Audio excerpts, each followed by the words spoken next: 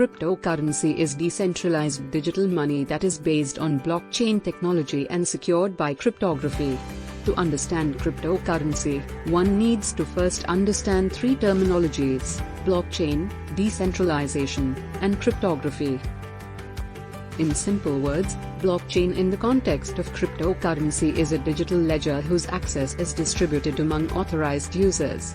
This ledger records transactions related to a range of assets, like money, house, or even intellectual property. The access is shared between its users, and any information shared is transparent, immediate, and immutable. Immutable means anything that blockchain records is there for good and cannot be modified or tampered with, even by an administrator. Centralized money refers to the regular money that we use, which is governed by authorities like the Reserve Bank of India. Decentralization in cryptocurrency means there is no similar authority that can be held responsible for supervising the rise and fall of a particular cryptocurrency. This has many benefits over centralized money.